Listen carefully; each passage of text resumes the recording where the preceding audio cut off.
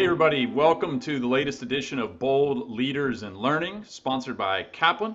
I'm your co-host Brandon Busteed, Chief Partnership Officer and Global Head of Learn Work Innovation. And I'm Dientje Francis Lawrence, Kaplan's Vice President and Global Head of Partnership Growth and Transformation. Hey, Brandon.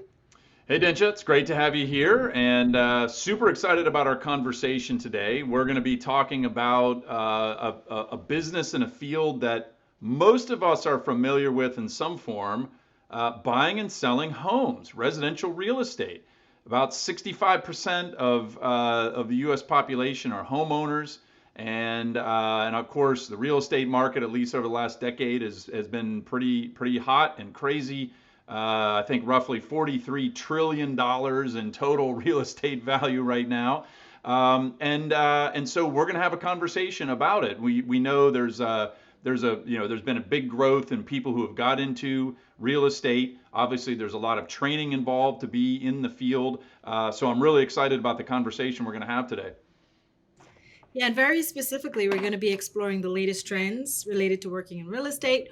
We now know that about 1.5 licensed real estate professionals are working in the United States right now, and Kaplan has a long history of preparing these professionals. So we want to know who's coming into the industry, what has changed, and to Brandon's point, what kinds of skills that they need to have to be successful. Yeah, and so I'm delighted to introduce our guest. Couldn't be a more perfect person to talk about this with. We've got Molly de Mattos, who's here with us. She is a successful realtor herself as part of the Molly and Matt team in Asheville, North Carolina. She's part of Keller Williams. In addition to running her own successful business, she's the dean of their school that does education for all of Keller Williams. They're one of our great partners at Kaplan. We've been honored to be able to work with her in designing this, and it's been a really big part of their strategy. We're going to talk about that in a little bit, but Molly, would love to just start with tell us about you, right? Tell us about your background. How did you get to this place? Thank you. I'm thrilled to be here too, y'all. I really appreciate it, and I just love being able to chat with people about the exciting industry and everything that goes into it. So, for me, I was not too far out of college. I was about 24 years old in my first, what I like to call big girl job. I was working for the Girl Scouts, and I ran programming for girls ages 5 to 17. I got to hike in the woods and go whitewater rafting and go camping, and it was really, really great.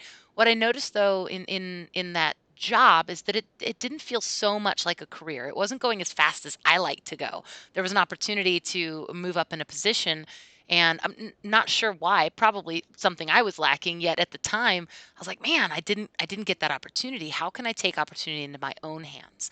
And so I spoke with my father, who was in real estate as a hobby, more or less, after he retired from being in business for years and years. He took up real estate as a quote hobby and turned it into an exceptionally wonderful and successful career later in life.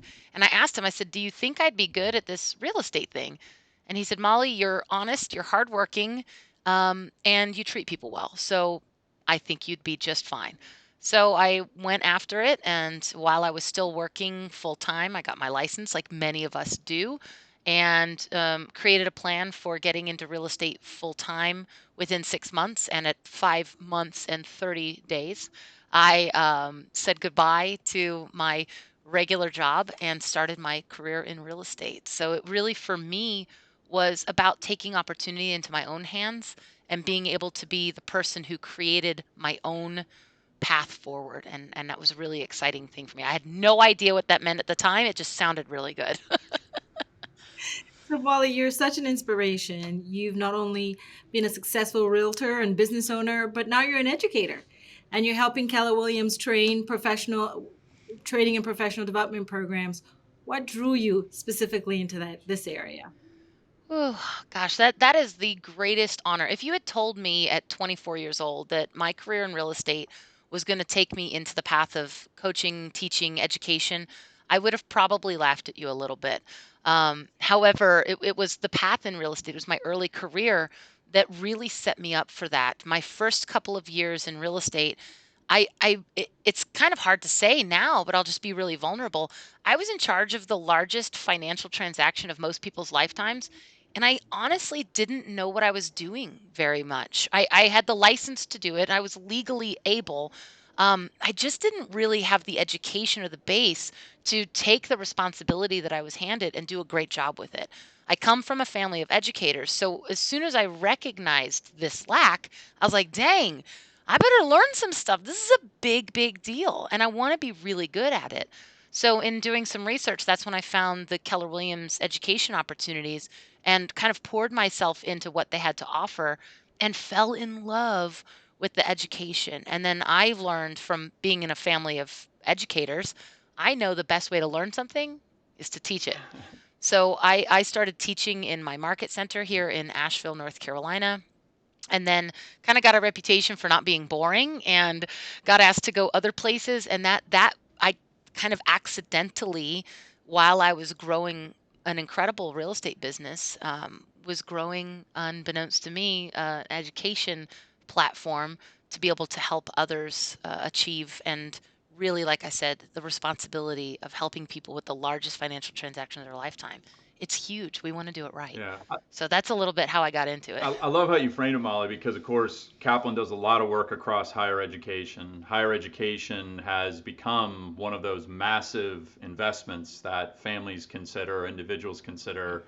And you're right, when you go to buy a home, probably the largest financial a transaction you make, but college is kind of creeping right up there. And in Yeah. both cases, you want to do it right. Like we all want to do it right. I mean, it is a huge, huge decision. So I love how you think about the importance of that transaction and being somebody that helps somebody find the right fit, but also educates in that process. I'm curious, right? When you think about, realtors, it's a cyclical market, right? There's years where things are going really well. Real estate in my area has been crazy. I think everybody, I feel like it can't be up everywhere, but I think it is. But then there's also downturns, right? And we know a lot of people in real estate. Some are doing it as a full-time job. Some are entrepreneurs like you who are running their own business. Others, it's like their side hustle or a weekend gig. Or so I'm just curious, as you kind of think about all that, how, what happens in the cyclical nature of real estate? What are the differences between somebody who's doing it as a full-time job versus kind of a part-time or augmenting thing? Just would love to hear more about that. Yeah, that's a really good point to bring up because what we do know is that no matter how far back you look in recorded history of real estate transactions, it is cyclical. It goes up, it goes down, and it has everything in between. The only way to know you're on the way down is when you're on the way down. That's the only way you know you've hit the top. The only way you know you've hit the bottom is when you're on your way up. So navigating that up and down is a tool and a practice that folks who want to do this for a long period of time need to learn how to navigate and navigate well.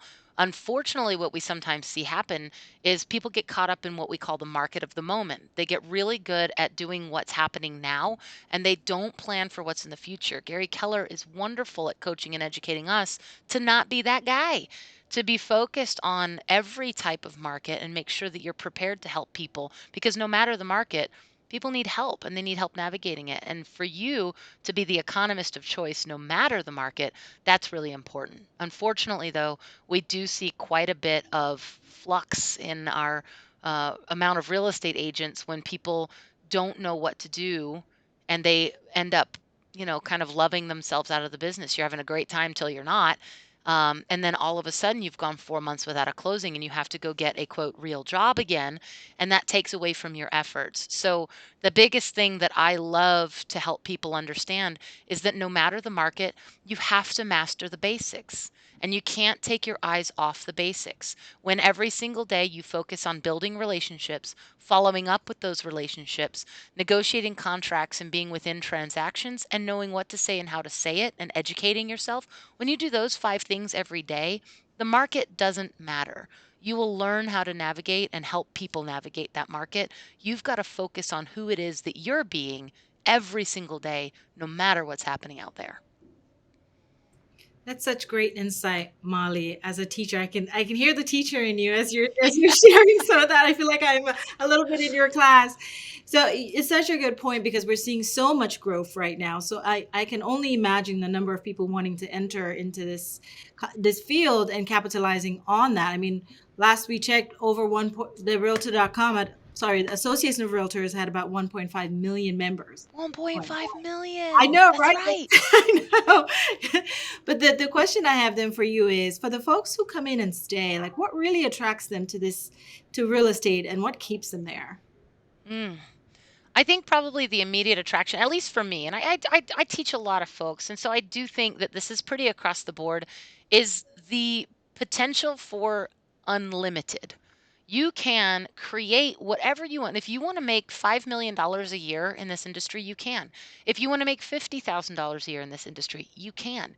You can take the income number that you desire, do the backwards math, and then apply some pretty fundamental, easy to track numbers to it and build your day based on that. If you want to make money and only work 4 hours a day in real estate, you can. If you want to work 10 hours a day and build a huge company, the the word unlimited is really what I think about here. And I'm not talking about like more and more and more. I'm talking about deciding for yourself what is your goal, and then being able to really go out there and with the tools and the things you can learn, go out there and do it. The cool thing about real estate is there's plenty of room for everybody to help. The crazy thing is that 20% of the real estate agents, 20% of those 1.5 million, do 80% of the business. Wow. So we're talking 300,000 agents are doing the majority, the lion's share of this incredible industry right now. And those are the ones who have designed their path forward and they're getting after it. So the cool thing that I see for the folks coming in is make a plan. Don't just wing it. Professionals don't wing it. And I think sometimes people can downplay the opportunity in real estate or just say, I'm going to give it a shot, or I'm going to see what I can do, or I'm just going to get my license and sell my house. Decide what you want to do with it. That's fine if that's your goal. The key is don't wing it though. Make a plan, set a goal, and then move towards that goal. What do they say? If you shoot for the moon, you'll land amongst the stars. It's not necessarily about always hitting every goal. It's just about having one in the first place. Tell us a little bit more about the kinds of skills that make you a successful realtor, and what you've observed over the years that you've been training others. Great point. So it really is good to know that, as you're building your own career, there are things obviously that you need to focus on. It's not all like we see on HGTV as much as we love those shows. There's a lot of work that goes into it. So first thing I would mention from the skill set vantage point is that you've got to really get great at time and self-management.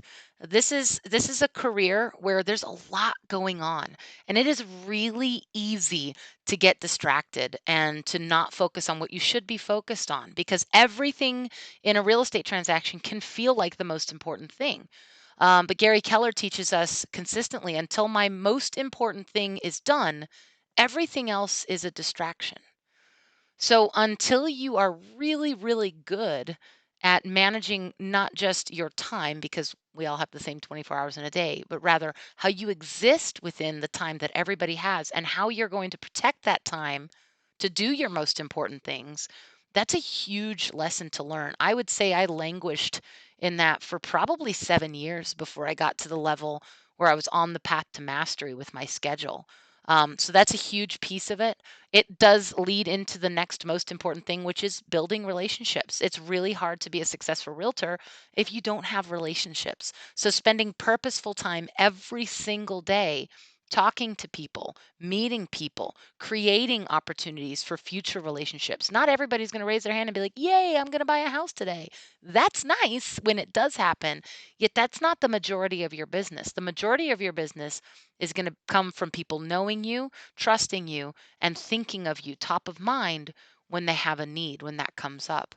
And then the last little third piece that I would put in there, besides building relationships and living within a smart time frame, has really got to be, and I don't mean to sound like a broken record here, it's got to be education. And this specific piece is be educated on your market, the market of your moment. Be the economist of choice. Gary Keller teaches that all the time. I remember seeing Jason Abrams talk about this as well, of how important it is to be the local economist of choice. If we are being trusted to guide someone in the largest transaction of their lifetime, well, then my goodness, we should know why this house got 5 offers in 2 hours and this house has been sitting on the market for a week and a half. We've got to be able to know and digest that information so that we can educate our buyers and sellers as well. We don't make the market, we do interpret it and then help translate it so that people can make decisions. I don't make decisions for you. I have to be a great decision facilitator. And to do that, I've got to be a great educator.